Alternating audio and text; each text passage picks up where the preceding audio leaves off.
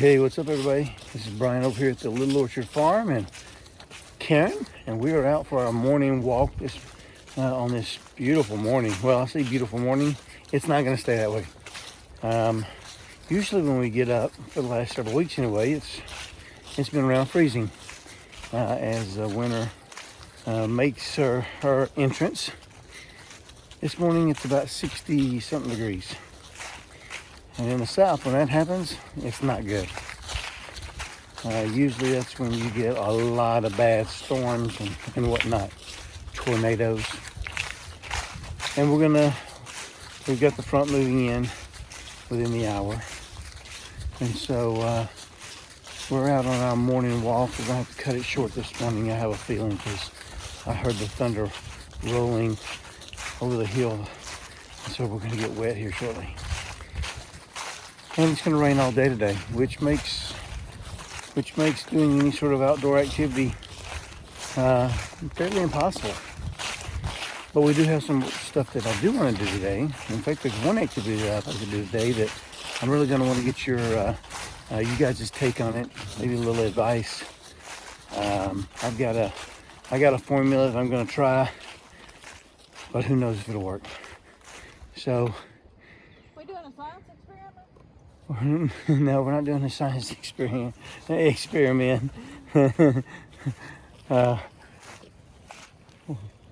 we're out here at the. Oh, this deer gonna be mad. Empty. They bone dry. Uh-oh. We're out at our deer feeders, and we love to keep the corn, kind of filled up in here, and. That's about it. That's it. Woo! Let's turn her back on and get moving. We're good. Let's walk down to the end. Man, the deer tore this place up. Anyway, we've got a little activity we want to do today, and I'll share that with you in just a few seconds. But it's going to be another wet one this weekend. We got a lot to do. Let's do this. You ready for Christmas? I still got 2 weeks to panic.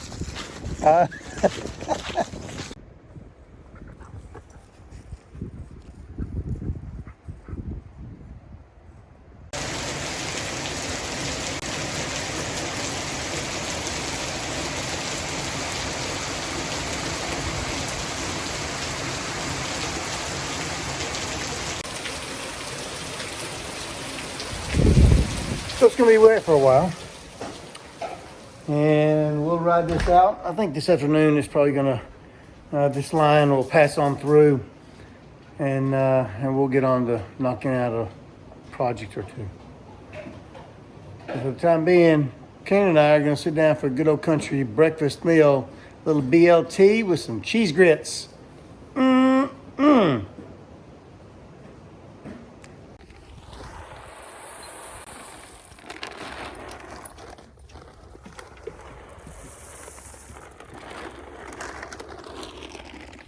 So our deer feeders that we have out here, where we feed our deer, we're all empty. And so we come out here and we fill these up with the 50-pound bags of whole corn. And that gives our deer sustenance to start fattening off in the winter here. So anyway, we get back in here and we put out some corn, we put out mineral blocks.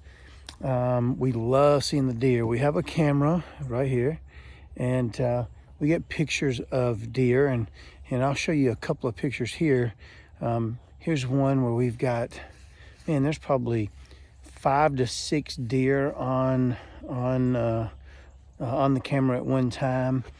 Here's another one of maybe a young buck that we've got out here, and another one here where there's, we call her Miss Congeniality, Miss Photogenic. She's always in the shot. She loves getting right there on the camera. But we enjoy seeing these deer out here. We have not planned on doing any hunting of them. We want to build up the stock of the deer that we have here, increase their numbers, increase their health, start seeing some really healthy deer. And I believe we're getting close. We saw the number increasing almost double. So we had like maybe six to eight deer out in this area, and we're already seeing more than a dozen plus. And so that's kind of encouraging. We want to be good stewards of what God has graced us with here on this land. And even though it's only 56 acres, we want to do it right by the one who has blessed us. And so we're going to get out here and we're going to make sure that we give all that we can for conservation and for just being right, the proper stewards of our land. So as you can see, the rain has moved out, and oh my gosh, it's short sleeve weather today. Like it's 57 degrees or so after being freezing a couple of days ago. I mean, it's this weather, man. It's typical southern fall transitioning into winter weather. I mean, you get these temperature fluctuations, and it just makes for a nutty couple of weeks. So yeah, we had a really hard rains yesterday, and tapered off, as you can see, because we got out and obviously stalked our deer, and man, we no longer got that the deer feed out that you can see right here. What we had going on last night, time stamping wise, you can see it was, I mean, literally within a couple of hours after we put it out, they were on it. Love it. It's like serving the buffet, they wait on the servers, and man, they go at it. This afternoon, I have decided to take the opportunity to finish the end gable. Woo! It's done. How's that look, man?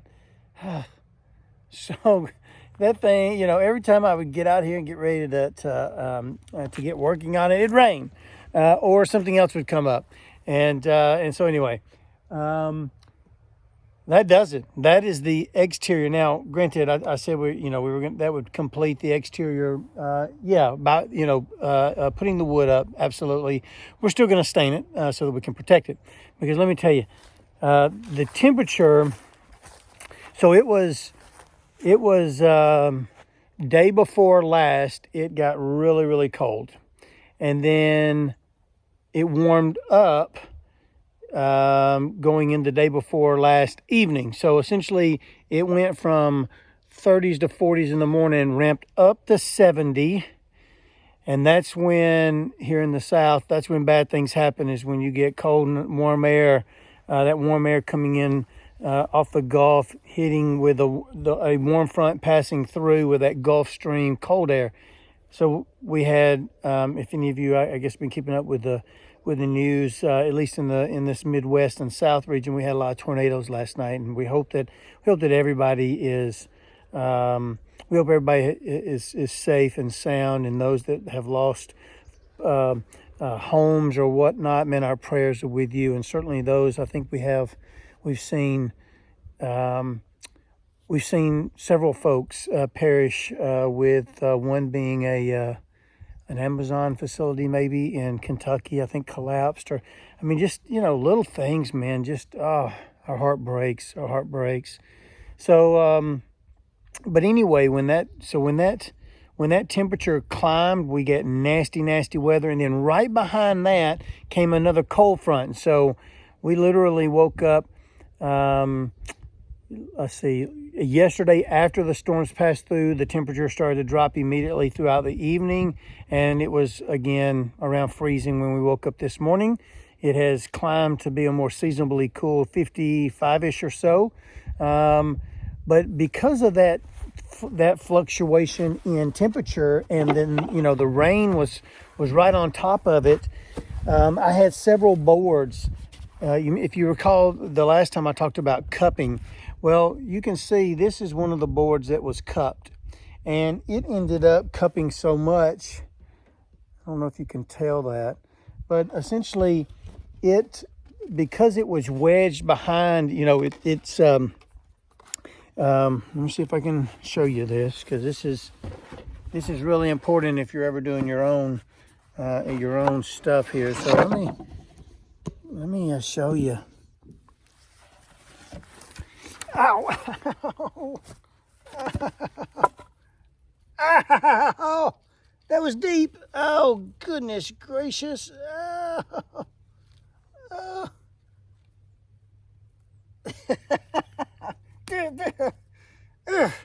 That hurts. Goodness. All right, so anyway, I bummed this one all up because I had to remove it. And essentially what happens is this other board that's on the other side of it, man, it had pressed it so tight together. Let me show you the, it had pressed so hard up against it that it had literally locked this in, and it bowed from this other side, and so it literally bowed it out like this. I mean, it blew it out. So let me see if I can show you from the side view. It had done just like that. And so when I came out this morning, this one board and one other board had essentially bowed out so much that it blew the board beside it out. So getting a stain on this will obviously, number one, it'll protect it from the water, and so the heat and cold expansion won't be quite as much. Water won't be able to saturate into that wood and expand and whatnot. And so the prospect of a board blowing out like that one did won't be near as prevalent. And so we've got to get this thing stained. It probably won't be, I don't foresee it being this winter, which I'm okay with that. It just means that I could potentially have to replace a piece or two if I see them warping. But I definitely need to get the stain on here. I need to get it protected from the elements. And we'll do that. The big thing was getting it completely dried in. And so now we are. And now I can move on to some other projects. Whew. And one of the things that I want to get your opinions on is that when I moved my shop equipment down here, what I've moved a couple of pieces, and what I'm finding is that I'm getting some rust on several of my pieces, and man, this is brutal. I brought this down, and I brought my lathe down, and as you can see, the rust, it's breaking my heart. It is breaking my heart. So first thing, the question is what do you guys do when you are trying to remove rust from tools or anything, pots, pans, whatever it is? What do you use? This will be the first time that I've dealt with rust at this level. I typically have taken a little bit of 30% vinegar, the commercial cleaning vinegar, and put it, just dabbed a little on there. This time around, I'm actually going to try what my wife uses for some of her pots and pans and stuff, Barkeep's or Barkeeper's Friend, and it's a soft cleanser, and a really, it says it removes rust, lime, stains, and tarnish. Well, we're going to see. So anyway, today I'm going to try to remove some rust, and let's see if this stuff works. All right, so let's start by taking a brush. We're going to scrub off as much of that as we possibly can, and then we're going to apply some of our Barkeeper's Friend. Just clean.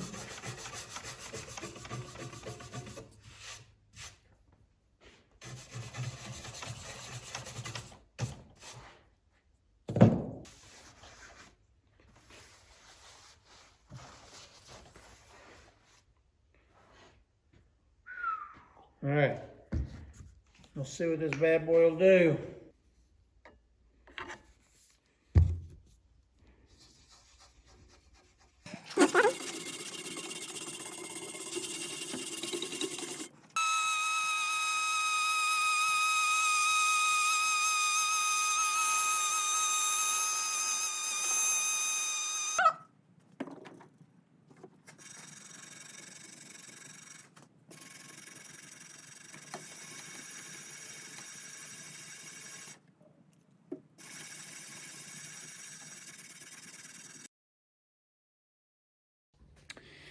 Well, all right, there you have it. I've still got a little bit on there. So if any of you know of a way to get rust off of tools, man, leave it in the box below, because I love using my scroll saw. Love doing woodworking in general. In fact, this is one of my pieces here.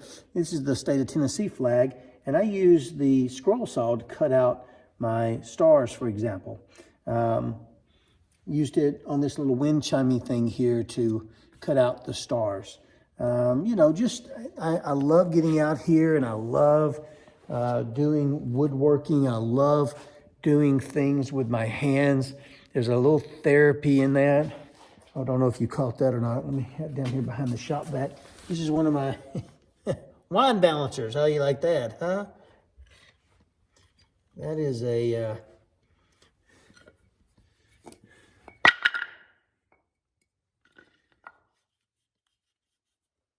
fish wine balancer. Stick it in there like this. Oh, sit it down, and voila, there you have it. I like doing things like that. Man, there's just, there's something therapeutic about it. And after a hard day or hard week of work, you can come out here in your shop, and I think everybody needs a great hobby that just kind of gets their mind off of off their work and all that good stuff, and just relaxes. Kind of, it challenges your mind when you're doing a project. But there's just something so rewarding about crafting something and therapeutic, because it's a relaxation. Anyhow, I guess that's going to do it. Guys, I hope you guys have a wonderful week and a very blessed week. Until we see you again the next time, we will. See ya.